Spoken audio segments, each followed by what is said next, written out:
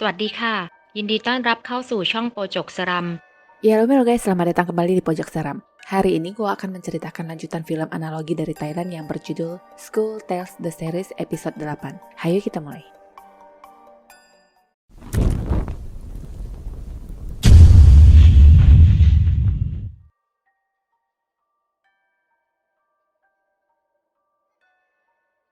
Misteri tak terpecahkan dari apa yang ada di balik kematian selalu menjadi teka-teki aneh yang susah dijelaskan.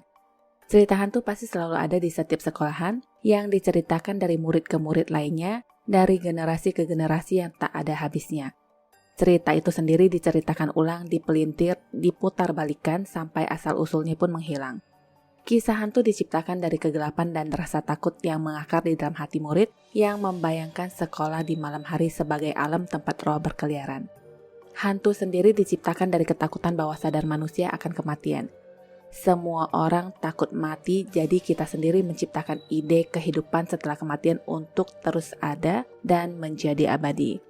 Dalam ilmu sains modern, fisikawan kuantum telah menyatakan bahwa manusia hanya terbuat dari partikel energi.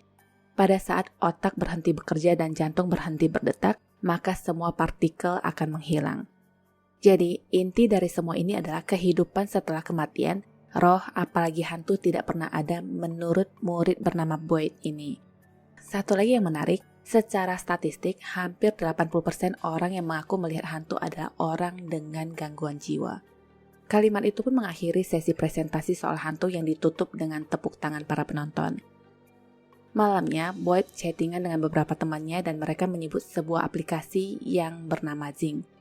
Aplikasi ini banyak digemari kawula muda sebagai tempat curhat layaknya aplikasi-aplikasi lainnya. Ada sebuah kisah menarik yang pernah di-share di sana tentang seorang anak yang telah memerintahkan murid kelas 12-4 untuk membawa buku yang tertulis di papan setiap hari pukul 7 pagi dan bagi yang tidak membawa akan tewas mengenaskan. Yang belum nonton kisah ini ada di episode 1 ya. Boyd tidak percaya dengan cerita tak bermutu itu dan berkata akan ke sekolahan di jam 10 malam untuk membuktikan apa yang disebut dengan hantu. Sebelumnya, dia juga sudah janjian dengan Tom untuk bertemu di sekolahan. Rencananya dia akan pergi bersama Tom sahabatnya. Sebelum ke sana, Björk bermimpi tentang hantu dan menyebut satu nama yaitu Earth. Telepon berdering dari Tan yang menyuruhnya segera berangkat ke sekolah. Singkat cerita, sesampainya di gedung sekolah, gerbang ternyata sudah digembok dengan tulisan buka jam 5 pagi dan tutup jam 10.30 malam. Anehnya lagi, Boyd mendapatkan pesan dari Tam yang berkata dia sudah berada di dalam dan Boyd pun memutuskan untuk masuk dengan cara memanjat pagar. Di dalam gedung ada suara barang jatuh dari arah ujung pintu sana dan lampu tiba-tiba konslet. Di momen menyeramkan ini, Tam muncul yang katanya menyelinap masuk di saat penjaga tidak ada. Ada sebuah kalimat yang terdengar aneh di mana Tam mengaku di luar itu sangat menakutkan, ada hantu, orang asing, dan anjing liar. Makanya dia memutuskan untuk segera masuk ke dalam gedung. Security tampak seliwiran dengan senter yang membuat mereka segera bersembunyi. Setelah security pergi, Tam menanyakan Boyd kenapa dia begitu ingin menyangkal adanya hantu, padahal kebanyakan orang percaya adanya mereka yang sudah sejak berabad-abad lamanya. Yod menjawab karena sudah berabad-abad, waktunya orang berubah menjadi lebih realistis dan maju. Sekarang saatnya membuat pembuktian secara live dengan pergi ke ruang tari tradisional sekolah. Pertama-tama, Boyd menyuruh Tam untuk menyalakan lilin untuk membuat suasana lebih terkesan horor. Di tengah-tengah live, dua temannya menelpon tapi di-reject oleh Boyd. Temannya lalu komen di kolom tapi tulisannya tidak terbaca karena huruf yang berantakan. Dari kameranya, Boyd kaget saat melihat topeng di belakangnya itu bisa memutar kepalanya, tapi karena Boyd bukan orang yang percaya hantu, dia menganggap itu hanyalah sebuah kebetulan biasa yang pasti ada penjelasan ilmiahnya. Untuk saat ini, penjelasan tersebut akan dipikirkan nanti, dan dia pun melanjutkan live streaming sambil bercerita tentang rumor hantu di sekolah. Dulu, ada kisah tentang seorang pria dengan perasaan wanita yang tergabung di klub seni bernama Noel. Karena wajahnya yang dinilai pas-pasan, dia selalu mendapatkan peran Hanoman, tapi sebenarnya dia ingin sekali memerankan cinta. Suatu hari, dia mendapatkan surat cinta dari seorang fans dengan semua tulisan kalimat surga yang memujinya, tapi sayangnya itu hanyalah surat palsu. Aktor pemeran Rahwana dan para penari latar datang yang langsung mengejaknya, yang katanya wajahnya jelek dan tidak pantas dicintai. Mereka juga menyuruhnya memakai topeng untuk menutupi kejelekannya. Noel begitu sedih dan marah yang akhirnya mengganti semua properti panggung dengan yang asli. Gilanya lagi saat manggung, dia menikam pria pemeran Rahwana dan setelah itu Noel mengakhiri hidup. Trisula yang dipegang Boyd inilah yang dipakai saat itu. Boyd berpikir hal itu mustahil di mana orang yang menyiapkan properti adalah guru dan palingan cerita itu hanya diadaptasi dari cerita lain.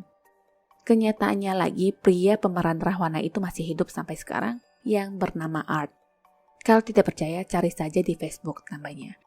Tam berkata yang bernama Art tidak hanya satu kali, dan cerita tadi juga masuk ke semua berita kala itu. Menurut saksi, para penari penindas itu pingsan di teater yang langsung mengundang perhatian wartawan. Boyd menyambung cerita Tam yang katanya, para penari kerasukan dan memberitahu wartawan bahwa mereka bisa melihat Hanuman menari bersama mereka. Itu adalah sebuah cerita yang beredar yang semua orang mengetahuinya. Tapi menurut Boyd, itu hanyalah histeria massal. Dia lalu mematikan kamera dan berencana pindah ke tempat lain untuk menceritakan kisah selanjutnya dan di sini, Tam kaget melihat bayangan sebuah tangan dengan trisula yang menusuk ke arahnya bersamaan dengan George yang kebetulan menunduk untuk mengikat tali sepatu. Anehnya lagi, kepala Yud mengeluarkan darah tapi dia masih berpikir mungkin tadi tidak sengaja kegores pagar. Setelah mereka keluar dari tempat itu, ada sebuah patung yang mendongakkan kepalanya. Sekarang, Boyd meminta Tam untuk menceritakan kisah kedua di ruang olahraga yang berjudul Hantu Gimnasium. Dulu ada gadis pesaing yang juga ingin masuk ke tim nasional dan sengaja memasang paku di balok keseimbangan. Gadis lain yang sedang berlatih tidak menyadari dan menginjak paku tersebut, lalu jatuh hingga kepalanya terbentur ke lantai. Lehernya patah dan sang gadis pun tewas. Sejak itu, orang sering mendengar suara seperti orang yang berlari dan berlatih di gimnasium tersebut. Nah, sekarang waktunya berteori. Menurut Boyd, menanamkan paku di balok keseimbangan adalah hal yang mustahil karena sebelum sesi latihan, ruangan akan dibersihkan terlebih dahulu oleh pelatih ataupun pesenam. Semua orang yang berlatih di balok itu pasti melihatnya, sedangkan soal suara-suara kemungkinan berasal dari kayu yang membengkak karena kelembapan. Jadi, yang namanya cerita hantu itu hanyalah sebuah kebohongan belaka. Lagi-lagi setelah mereka berjalan keluar, di sana ada hantu yang melayang dengan gerakan seperti sedang latihan. Sekarang, rencananya mereka akan berpindah ke tempat lain dan sepanjang perjalanan, Boyd semakin ingin meyakinkan bahwa hantu memang tidak ada karena sepanjang mereka di sana tidak ada penampakan apapun.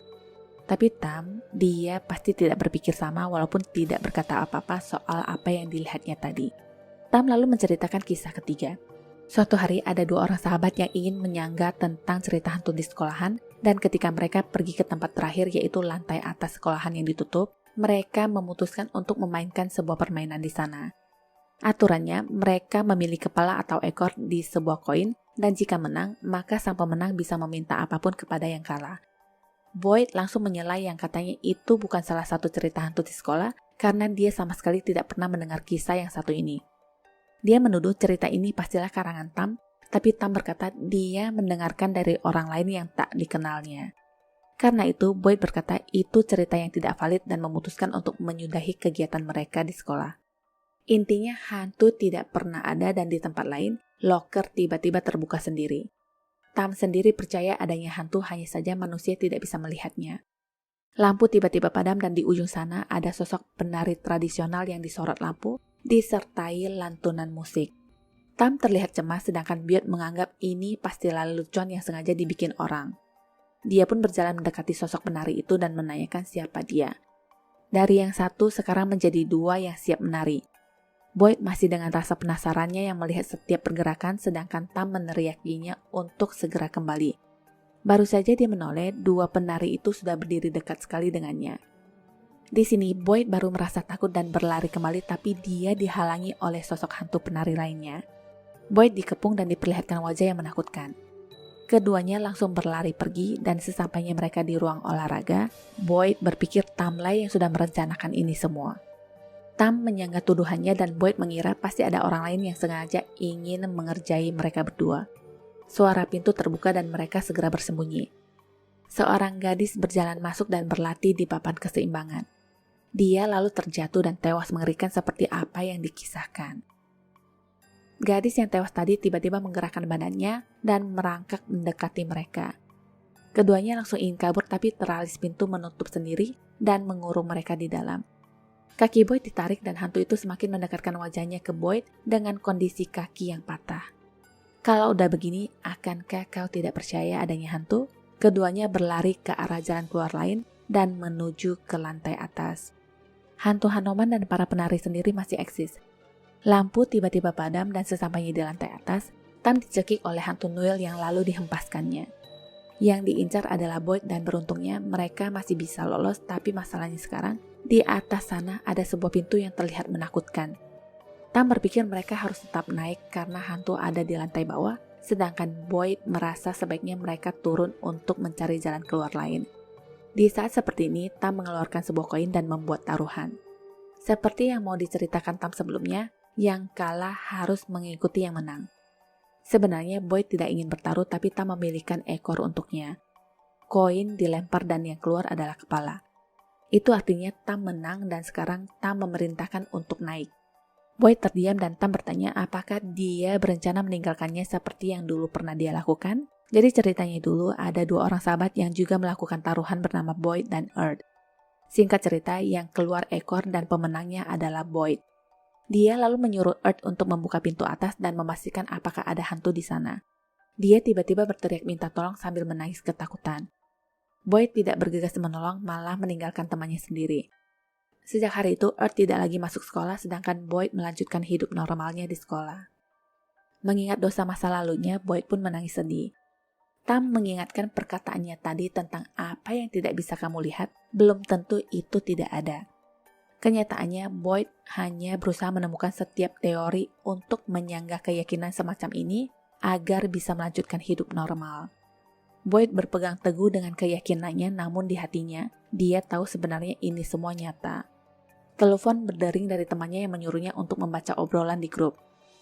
Betapa kagetnya Boyd saat melihat foto-foto kecelakaan Tam yang katanya terjadi saat perjalanan ke sekolah. Jadi sebenarnya dari awal rekaman itu, Tam memang sudah tidak ada. Teman-temannya mencoba menelpon untuk mengabarkan ini, tapi telepon terus di-reject. Roh Earth muncul di hadapannya dan bertanya akankah dia meninggalkannya lagi di saat kalah seperti ini. Setelah mengatakan itu, Earth masuk lagi ke dalam dan disusul oleh Tam. Teringat omongan Tam dulu yang berkata dia tidak tahu ke depannya apakah mereka masih bisa bersahabat mengingat mereka akan segera lulus sekolah. Boyd menjawab tentu saja karena Tam adalah satu-satunya sahabat yang tidak akan ditinggalkan. Hal ini dibuktikan dengan masuknya Boyd ke dalam bersama para sahabatnya. Tamat. ขอบคุณที่รับชมช่องของเรานะคะ ถ้าชอบอย่าลืมกดไลค์ กดติดตาม และแชร์หนังเรื่องต่อไปของเรานะคะ ขอบคุณค่ะ Sampai jumpa.